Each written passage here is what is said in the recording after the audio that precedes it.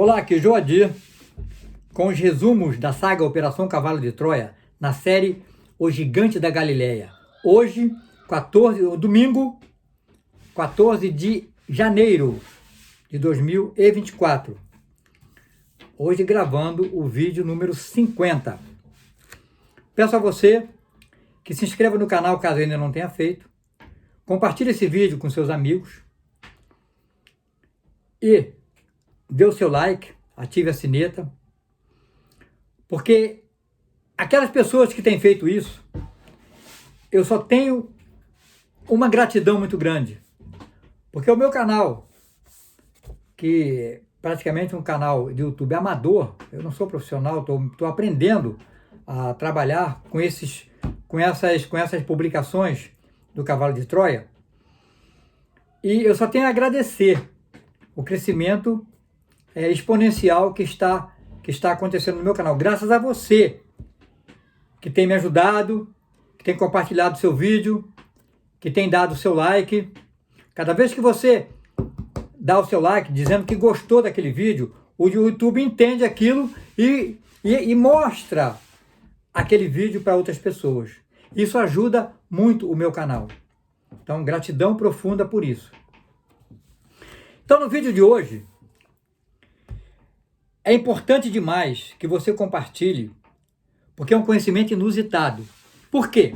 Muito se tem falado, eu já li alguns livros, até filmes, e a internet hoje, né, está repleta de informações sobre o Santo Sudário. Aquela mortalha que envolveu Jesus Cristo assim que ele desceu da cruz e foi levado lá para o túmulo. Segundo o cientista de Cavalo de Troia, abrindo aqui um parêntese, antes dele fazer essa viagem, a primeira viagem, já estamos falando da segunda viagem, né? Na primeira viagem, em 1973, que ele foi lá para conhecer Jesus e tal, ele levou mais de 2 anos estudando tudo que estava relacionado à vida de Jesus, inclusive o sudário, as relíquias e tudo isso. Ele visitou igrejas e fez tudo isso. Então, ele veio preparado para isso. Então, ele informa que existem pelo menos 44 mortalhas nas igrejas, basicamente católicas, né? As igrejas católicas da Europa, Estados Unidos e tal, e do mundo cristão em si, existe mais ou menos cerca de 44 mortalhas, sendo que só existiu uma, é claro, né? E essa uma é que eu vou falar dela hoje. Então é muito importante esse conhecimento. E com certeza, se você nunca ouviu falar do Sudário de Turim, as pessoas com quem você vai compartilhar esse vídeo já ouviram falar. E tem curiosidade, é verdade? Não é? E tal. Então assista esse vídeo até o final. E depois você tira suas conclusões. Se acredita em tudo que está no vídeo ou não. Eu vou me basear no livro, no volume número 2 da Operação Cavalo de Troia, a partir da página 308. Vai até a página 428, por aí. Mas eu vou resumir, é claro, o máximo que eu puder, como eu tenho procurado fazer. Então, no domingo mesmo, depois da primeira aparição de Jesus e tal, eles foram, os guardas do templo foram lá para lacrar o sepulcro e retirar os panos, né? A mortalha, o linho e tal, o lençol que estava lá e tal. E José de Arimateia, o dono da propriedade, também esteve presente. E o cientista também se fez presente. E o Davi Zebedeu, o irmão do João Zebedeu, o irmão do João Evangelista, aquele que eu informei que não era evangelista, que não era discípulo, mas que ajudou muito com a criação de um correio, né, de informações mensageiros que ele tinha, que informava o movimento, principalmente o movimento do pessoal do templo, depois que foi decretada a prisão de Jesus e tal. Já falei em vários vídeos isso. Bom, José de Arimateia, o cientista, o Davi Zebedeu e mais o grupo de soldados, né? E autoridades do templo e tal. Eles foram ali para lacrar. E ao pegar e saírem lá de dentro com a mortalha e os panos, né? Os lenços, né, que foram usados para prender a mandíbula de Jesus, as mãos e os pés e tal, eles trouxeram isso. José de Arimateia falou: não, isso aí é meu. Você não tem o direito de pegar. Ele falou: eu vou levar. A autoridade deles falaram: nós vamos levar. Ele falou: bom, então, façam o relatório para mim. Descrevam tudo que vocês estão levando. E assim foi feito. Junto a eles estava um escriba, Johann Ben Zakkai. Esse camarada, ali com os apetrechos, né? Ele explica tudo isso. Fala que a tinta ela vinha como uma bola de massa e eles amoleciam aquilo ali. Tinta preta, tinta vermelha. E eles amoleciam na água para poder escrevia com uma coisa parecida com uma pena. E assim foi feito. Relacionou tudo que estava ali e eles saíram. O cientista que tinha uma das missões dele era justamente pegar o sudário e analisar com as ferramentas que ele levaram, com os aparelhos que ele levaram, microscópio e tal, ultra evoluído para a época, 1973, levaram no modo justamente para isso, para que seja analisado aquele pano, já que ele conhecia a análise feita pelo sudário de Turim. E o que ele faz? Ele consegue se desvencilhar, assim quando o grupo sai, ele consegue se desvencilhar de José de Arimateia e de Davi, e ele fica por ali. E eles vão para a cidade, né, lá para o centro. José de Arimateia com Davi Zebedeu, eles vão para lá, e ele fica ali, fingindo de cansado e tal, senta e aguarda.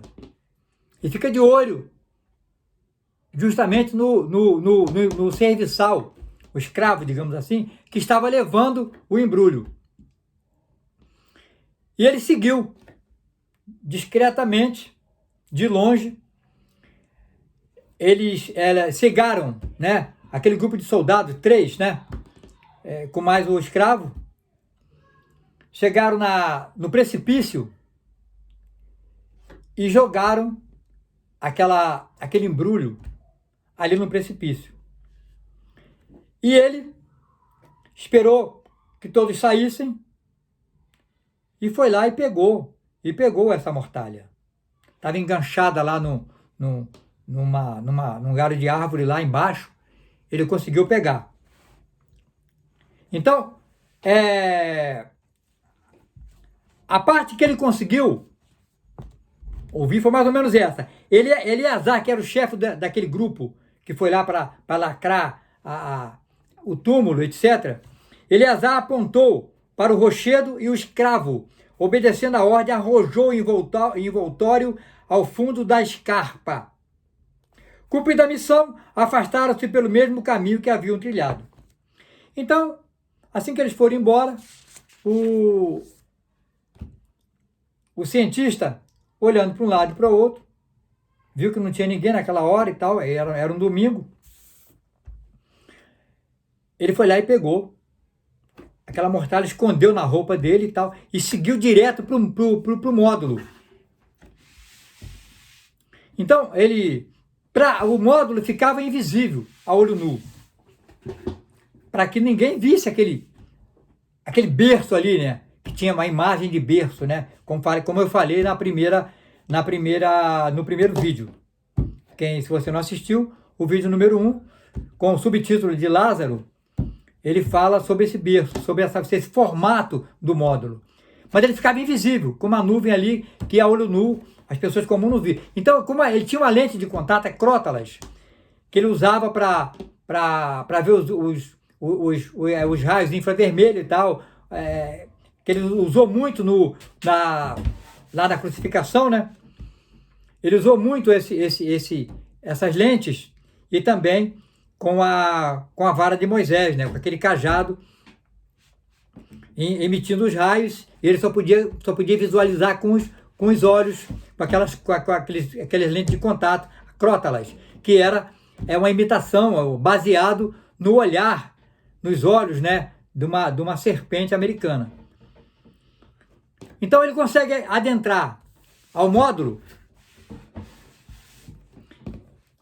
e lá quando entrega para o cientista que estava no módulo, o engenheiro, né, que codinome Eliseu, já pegou aquele embrulho, já abriu, já ficou impressionado com a imagem que aparecia ali, porque ele conhecia a história, né, já tinha visto muitas fotos do sudário de Turim. Ele fica impressionado. A surpresa e a admiração de Eliseu eram justificadas. Como eu próprio, ele também havia identificado a majestosa figura impressa no linho com a do sudário de Turim, a enigmática relíquia a que me referi. Então ele viu logo que era parecido com aquilo, com aquele que conhecia da história, tinha visto várias fotos e tal, tinha estudado também, e viu logo que parecia. Aí o cientista, o engenheiro pergunta: você acha que se trata do mesmo?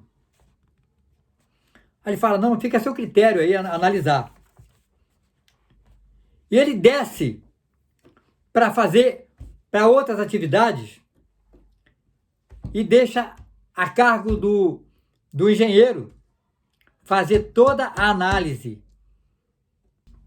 Um dos dados que não quero passar por alto, diz o cientista, é o do peso, textura e dimensões do sudário que serviu para envolver o corpo do Filho do Homem. Exatamente 234 gramas por metro quadrado. Quer dizer, olhando seus 4,36 metros por 1,10 m, obtivemos um total de 1,123 kg. Eles tinham toda a aparelhagem, levaram inclusive uma mesa montável, né?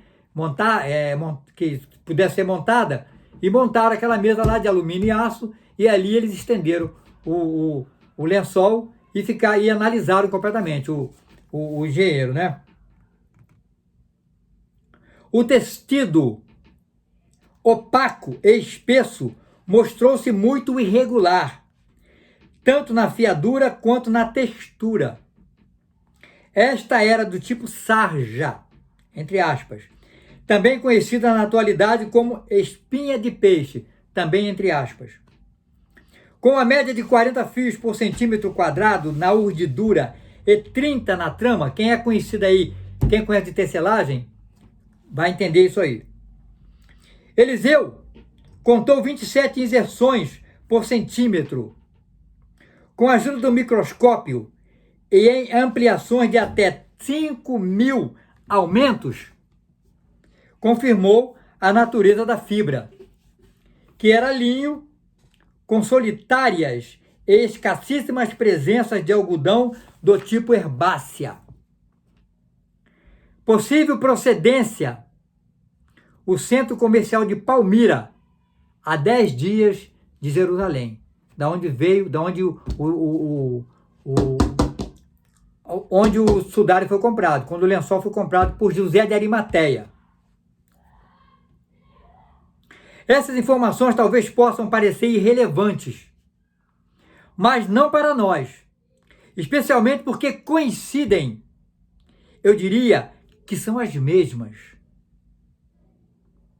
com as da análise verificada sobre o já mencionado sudário que se guarda na cidade de Turim.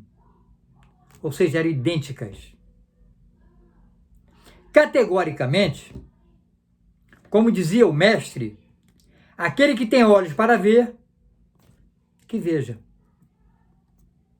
Graças ao microscópio Ultropac e às sofisticadas técnicas espectrofotométricas de que dispomos no berço, foi possível confirmar e identificar no sudário resíduos de urina, suor, assim como outros compostos orgânicos fundamentalmente ungüentos.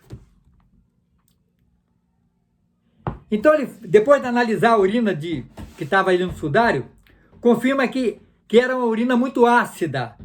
E ele explica isso aqui. Na urina secretada, lá aqui no rodapé, na urina secretada diariamente por um adulto, adultos são, em condições normais, abre parêntese, em uma quantidade que oscila entre 1.300 e 1.600 centímetros cúbicos, fecha parêntese, de 1.000 partes se obtém 960 de água e 40 de princípios sólidos, ureia 23 partes, cloreto de sódio 11 partes, ácido fosfórico 2,3, ácido sulfórico 1,3, ácido úrico 0,5, e o resto ácido hipúrico, leucomaínas,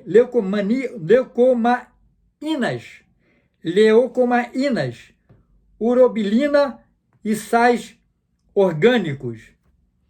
A extrema acidez da urina de Jesus, muito acima... Pois bem, no nosso ponto de vista, a extrema acidez da urina de Jesus, muito acima da média normal, podia ser consequência do seguinte processo: da atividade muscular realizada em presença do oxigênio ou sem ele. O glicogênio se desagrega da cadeia metabólica até formar ácido pirúvico. Este, captando um próton H positivo, né, forma ATP, entre parênteses, adenosina trifosfato e ácido lático, e assim por diante. Todas aquelas substâncias que eles foram encontrando, eles foram analisando e foram anotando isso. É muita informação, está aqui no rodapé para você ler. Meses depois do nosso definitivo retorno a 1973, após ser descoberto sobre a urdidura do sudário de Turim, confirmando assim nossas fortes suspeitas no sentido de que ambos os sudários são a mesma peça.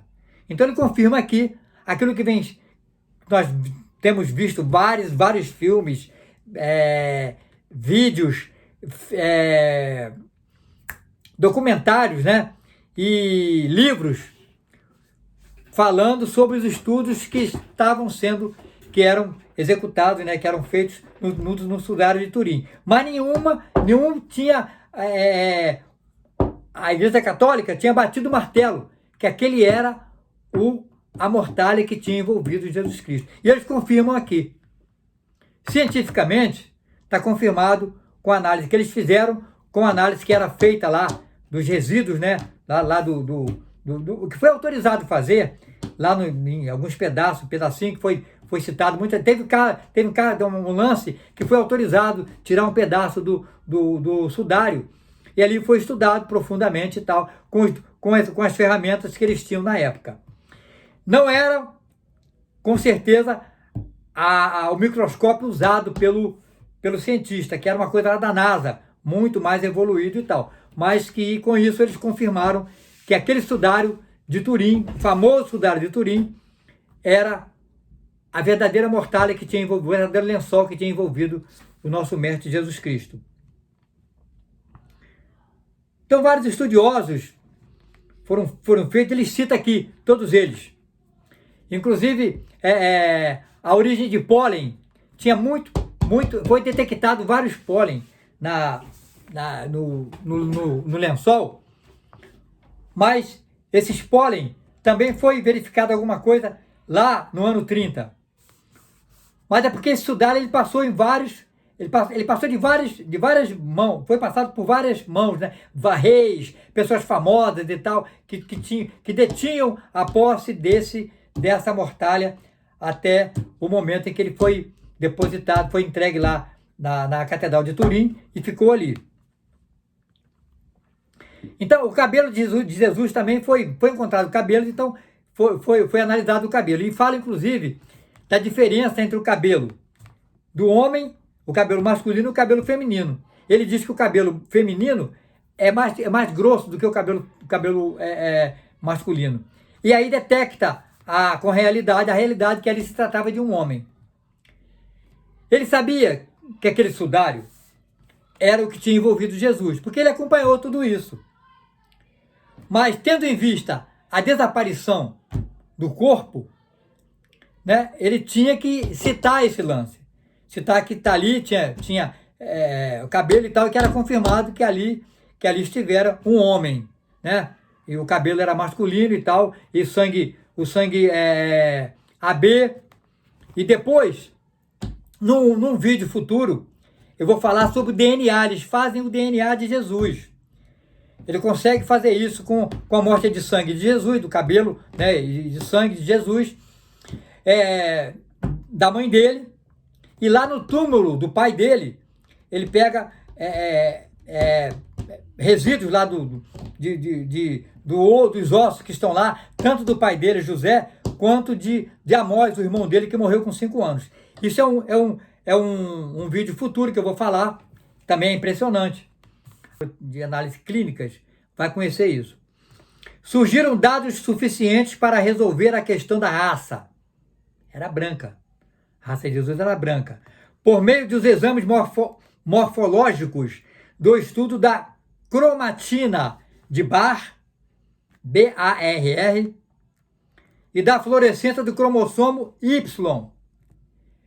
Esse cromossomo Y é o cromossomo de homem, né? Claro, com uma fortíssima e marcada masculinidade. Então, no cabelo, eles conseguem verificar, ó, vitaminas, colesterol e ácido úrico. Quanto aos elementos inorgânicos, além dos habituais silício, fosfato, chumbo, etc., descobrimos altos níveis de ferro e iodo. Na ocasião, não soubemos interpretar.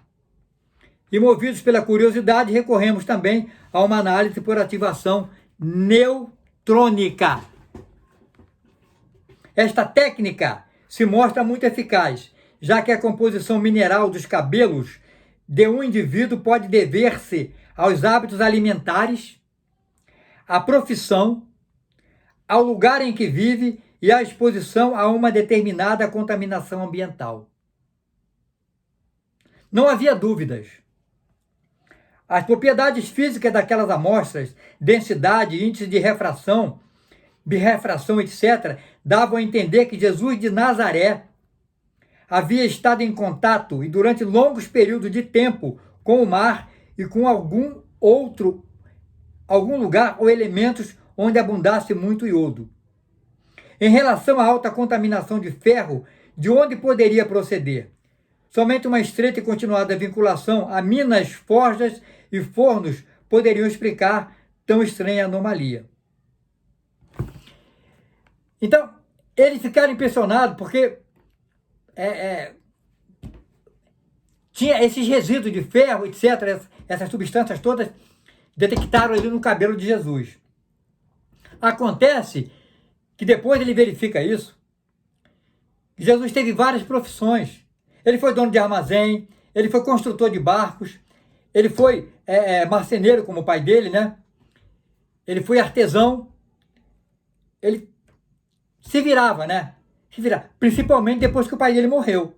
Quando o pai dele morreu, ele tinha 14 anos. Então ele se envolveu em muitas atividades. A gente sabe muito bem hoje que os judeus têm muita facilidade em ganhar dinheiro porque são trabalhadores e sabem aonde está o dinheiro. E Jesus era judeu, não era diferente. Ele era uma pessoa normal, né? Ele foi uma pessoa normal até o momento do batismo. Eu falo isso em vídeos futuros. Então ele tinha todo esses resíduos, né? Esse ingrediente foi detectado nos cabelos dele. Essa porção de cabelo, lá na época, no momento em que ele estava sendo açoitado, lá no Sinédrio, na sala do Sinédrio, eu falo isso num vídeo, né? Talvez, acho que no primeiro vídeo, ou no segundo vídeo, não lembro. Bom, num vídeo lá, depois da prisão dele, ele foi preso no Sinédrio, e numa sala, judiaram muito dele. Teve um momento que o cara arrancou uma mecha de cabelo dele. Essa mecha de cabelo ficou no chão, o cientista pegou. Tá no vídeo lá que eu falei. E essa mecha de cabelo foi usada nessa comparação desses cabelos que eles encontraram lá no lençol. Por isso que era o mesmo cabelo, com certeza era a mesma pessoa. Essa dúvida de ser a mesma pessoa ou não, apesar de ele ter conhecimento, estava na hora de ser embrulhado, digamos, né, o Jesus Cristo colocado dentro do linho, né, fechado e tal, ele sabia, só que o corpo tinha desaparecido, né? Então poderia não ser o mesmo sudário, mas era. As informações contidas no lençol, coincidiam principalmente com o cabelo, né, que ele tinha pego na hora. E com o sangue, né, que estava no cabelo lá, quando o verdugo, né, o malvado lá do romano, arrancou um pedaço do cabelo dele, uma mecha do cabelo dele. Já encontraram o cabelo branco em Jesus. Jesus contava 36 anos quando morreu. Mas isso já era uma idade avançada. Então, hoje, por exemplo, a idade média do brasileiro, por exemplo, é de 70 anos. Lá naquela época, era entre 40 e 45. Então ele já estava com a idade avançada, já estava com o cabelo embranquecendo, né? Detectaram também isso. Detectaram também que Jesus teve uma doença, talvez na infância. O microscópio identificou isso. E eles identificaram, porque ele era médico, né? Identificou que teve um problema lá com as cáries e tal, e ele viu que Jesus Cristo tinha tido um problema na infância. E depois, conversando com a mãe dele, que isso aí, ele conversou com a mãe dele durante mais ou menos 3 horas, depois que Jesus morreu, lá na casa de Elias Marcos e tal. Vou falar sobre isso também no outro vídeo. E a mãe dele fala que ele teve uma disenteria. Teve uma espécie de disenteria. E isso foi acusado, cara, no exame que eles fizeram. Como que aquela imagem pode ter se formado?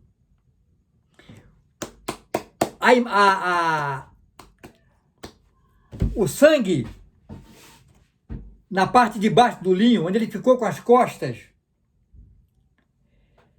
tinha a mesma espessura da parte de cima.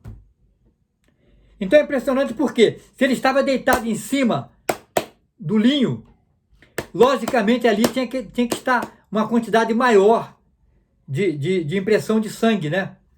Das feridas que ele teve. Porque quando ele foi retirado, quando colocaram ele dentro do lençol e carregaram ele àquela distância, algumas feridas foram abertas, principalmente aquela da lança, né? E dali saiu sangue. E aquele sangue penetrou nos fios do linho. Mas, incrivelmente, tanto a parte de baixo quanto a parte de cima do linho, onde ficou na parte onde aparece aquele rosto dele, né? Ali a espessura era a mesma, dando a impressão de que ele ficou no alto no momento de ter desaparecido o corpo dele. Ele ficou no alto, não ficou achatando ali o linho. Pelo menos é isso que foi identificado ali por eles. Ele fala aqui, ó, porque os coágulos de filetes de sangue não haviam ficado borrados. Ao se despregar um pano de uma ferida, sempre se provoca a borradura da marca impressa. Claro, no momento em que ele é retirado da mortalha, com certeza as feridas tinham sido coladas ali. E quando foi tirado da mortalha, se isso tivesse acontecido, se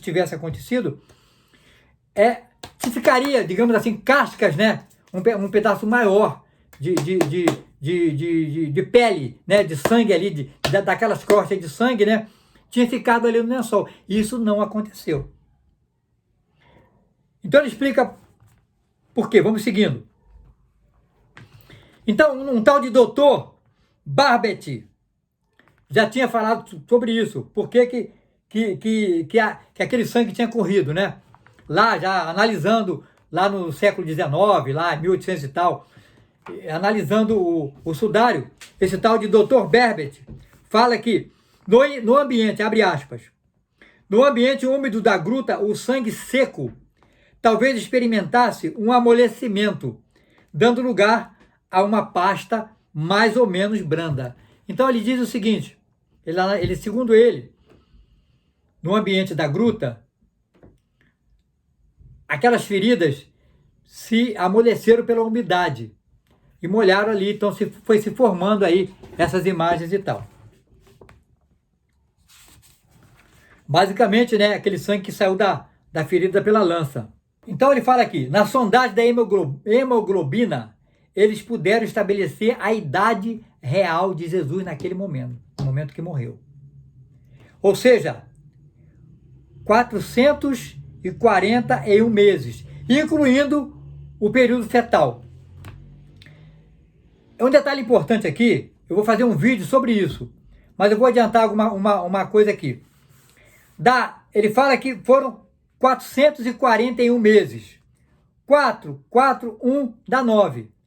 Eu vou fazer um vídeo falando sobre o número 9 na vida de Jesus. E aí, mais uma vez, aparece o número 9. Porque 36 anos, se você dividir por 12 meses, vai dar 432. Com mais 9, né? 9 meses vai dar 441. Que é exatamente a quantidade de meses desde o momento da fecundação até o momento da morte. 441 meses. Então, isso é detectado no exame da hemoglobina. Então, o grupo sanguíneo de Jesus era AB. Entre muitos procedimentos existentes para tal mistério, escolheu-se o chamado, abre aspas, teste de Nichols-Pereira, fecha aspas, que permite uma segura e excelente identificação em manchas secas, seguindo o princípio da aglutinação mista. Agora veja só, este grupo sanguíneo, AB, é proporcionalmente escasso entre os brancos, ainda que não por isso estranho ou anormal. Abre aspas, abre parênteses, desculpe. Sirva de comparação à estatística feita pouco antes da Operação Cavalo de Troia. Então, em 1972, foi feita a seguinte estatística entre grupos, né, da raça humana, da raça branca, quer dizer, em países como França e Inglaterra. Diz o seguinte, 47% pertenciam ao grupo O, 42% ao A,8. Desculpem. 42% ao A, 8% ao B. E por último, 3% pertenciam ao grupo AB. Como é fácil adivinhar, ao descobrir o grupo sanguíneo do mestre, invadiu-nos uma grande excitação. De acordo com os princípios mendelianos sobre a hereditariedade, elaborada por Bernstein, um gene de um grupo sanguíneo não pode aparecer em uma criança menos que esteja presente em um dos pais, ou em ambos. O que significa isso?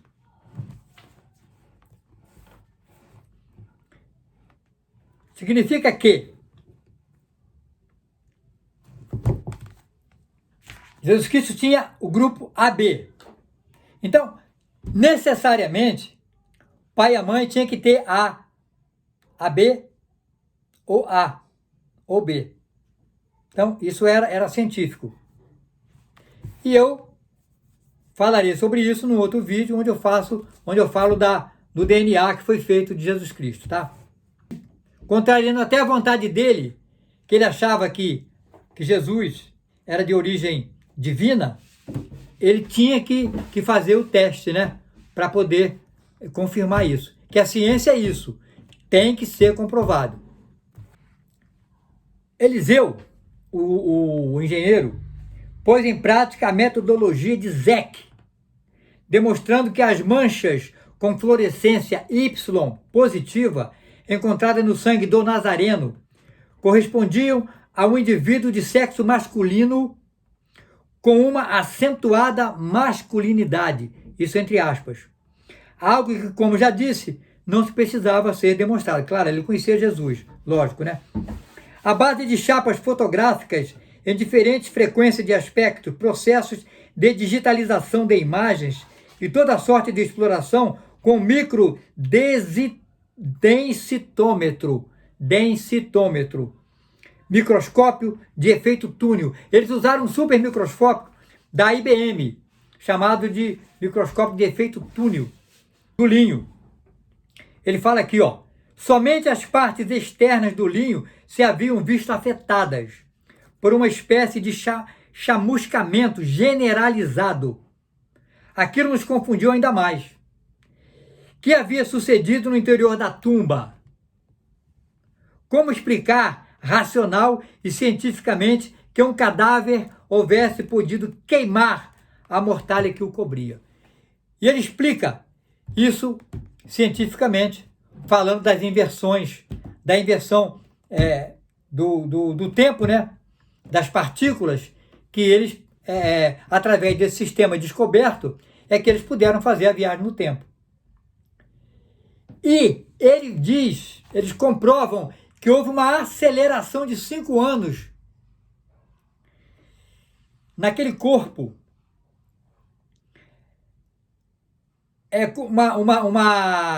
A putrefação normal de um corpo aconteceu naquele corpo ali em segundos. Aquele corpo se desintegrou, ou seja, como se ele tivesse levado 5 anos para se desintegrar, ele se desintegrou ali. Não consegue explicar esse fenômeno, mas diz que cientificamente isso aconteceu, porque eles descobrem isso, que aquilo foi, eles medem o início e o final, dá um espaço de 5 anos dos suíveis, que é a partícula, que é o sistema que eles inventaram, que eles descobriram, né?